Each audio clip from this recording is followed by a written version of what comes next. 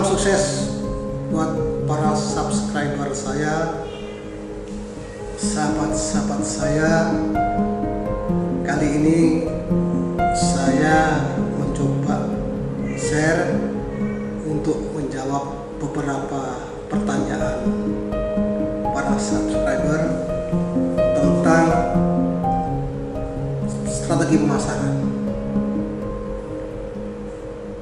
Pada umumnya mereka, para subscriber ini sudah punya produk, rencana sudah matang, namun mereka masih ragu terhadap strategi pemasaran.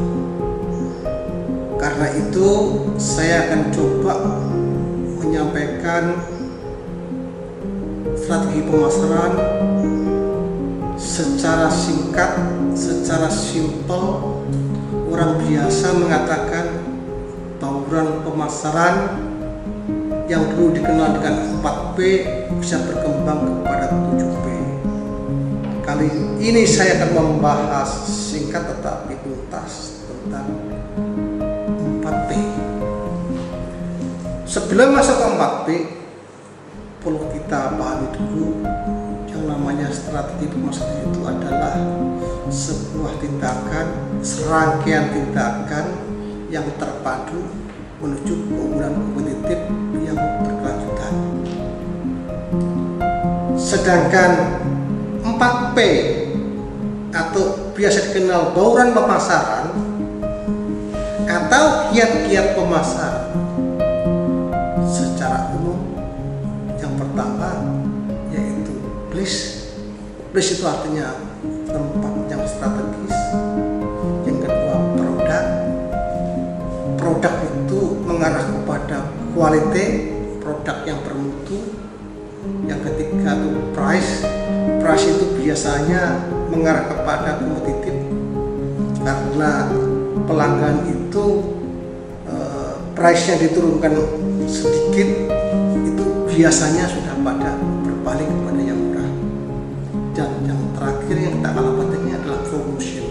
Promotion itu promosi yang gencar, promosi yang lebih mengena, promosi yang lebih menyentuh kepada pelanggan.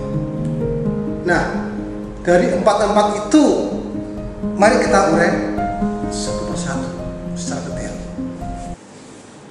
Yang pertama kita bicara place atau tempat yang strategis. Tempat yang strategis itu mengacu kepada memudahkan saluran yang untuk distribusi. Hal ini menentukan berhasil tidaknya sebuah strategi marketing. Oleh karena itu, saluran distribusi menambah posisi yang krusial di dalam bauran pemasaran atau marketing mix.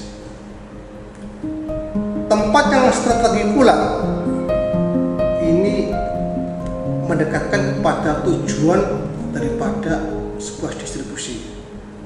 Artinya penyediaan barang dari jasa yang dibutuhkan, yang diinginkan oleh konsumen pada waktu dan tempat yang tepat. Biasanya ini berkaitan dengan akses kemudahan, memberikan kemudahan, akses kemudahan kepada pelanggan untuk mencapai kepada tempat kita, tempat usaha kita. Yang berikutnya terkait dengan era globalisasi. Di era globalisasi seperti sekarang ini, sebenarnya tempat bukan merupakan satu-satunya hal yang strategis, karena sekarang kita bisa memanfaatkan teknologi informatika melalui penjualan online.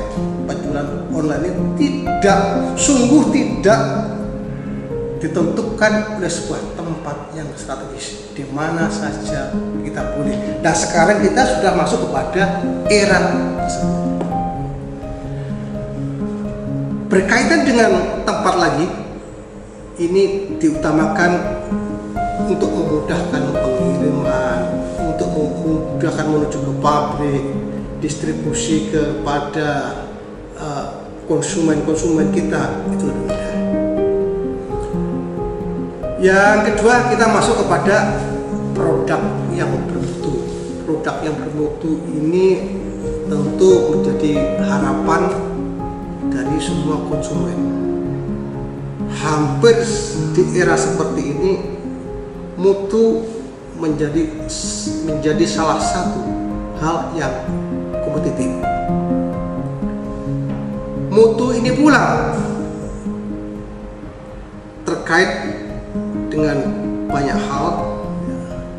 Bisa mutu secara teori itu bisa merupakan segala bentuk yang ditawarkan ke pasar untuk digunakan atau dikonsumsi sehingga bisa memenuhi kebutuhan dan keinginan pasar.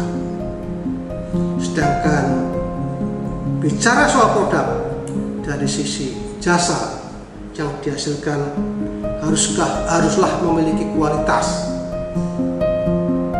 dan keunikan yang mampu meningkatkan daya saing produk atau jasa di pasar. Berikutnya adalah soal harga atau price. Harga yang dimaksud di sini adalah harga yang kompetitif, harga yang bersaing, karena biasanya perilaku pelanggan itu harga selisih sedikit biasanya sangat menjadi pertimbangan. Yang dimaksud dengan price di sini adalah sejumlah uang yang harus dibayar oleh user atau klien Anda untuk mendapatkan produk yang Anda tawarkan. Dengan kata lain, seorang akan membeli barang kita atau produk kita jika pengorbanan yang dikeluarkan, uang dan waktu sesuai dengan manfaat yang ia ingin dapatkan dari produk, barang atau jasa yang ditawarkan oleh Anda. Oleh karena itu, fokus Anda terkait poin ini adalah bagaimana cara Anda dapat membuat pelanggan atau calon pelanggan potensial Anda merasa pengeluarannya sesuai dengan apa yang dia dapat, atau orang biasa sebut dengan istilah worth it. Jika calon pembeli potensial Anda telah memiliki pemikiran bahwa ia merasa pengeluaran yang ia keluarkan tersebut sebanding dengan apa yang ia dapatkan, tentu mereka akan segera datang ke toko Anda atau mengunjungi ke produk page Anda. Mereka akan segera memesan produk atau jasa apapun yang Anda tawarkan. Tentu ada beberapa pertanyaan yang mendasar yang bisa Anda jawab terlebih dahulu sebelum Anda mematok berapa harga dari produk dan jasa yang Anda tawarkan. Salah satu pertanyaan yang perlu dijawab adalah berapa biaya produksi yang Anda harus tanggung untuk membuat produk tersebut atau melaksanakan layanan yang Anda tawarkan tersebut. Kira-kira Anda juga harus bisa memperhitungkan seberapa nilai dari produk Anda yang dihargai oleh customer nantinya.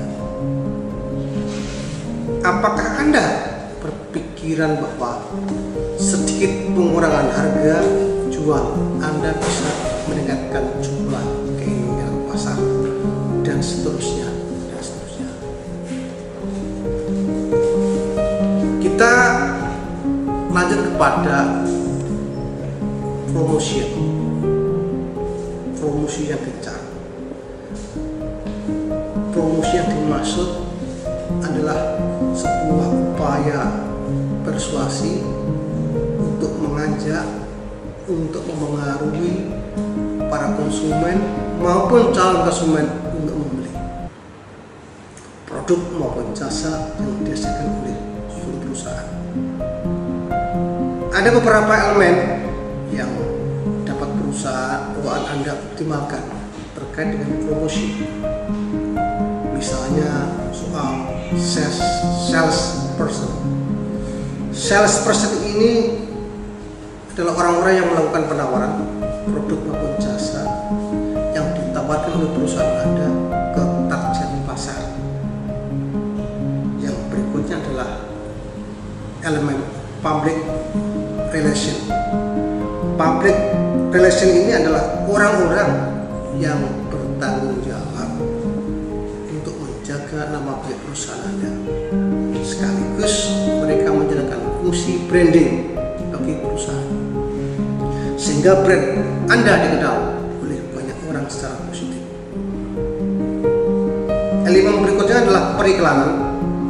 Periklanan yang dimaksud adalah segala macam promosi yang dipublikasikan melalui berbagai saluran media, apa yang tepat sesuai dengan karakter produk dan kebutuhan pasar, baik itu melalui TV, bisa melalui koran, radio, baliho, medsos, dan lain sebagainya.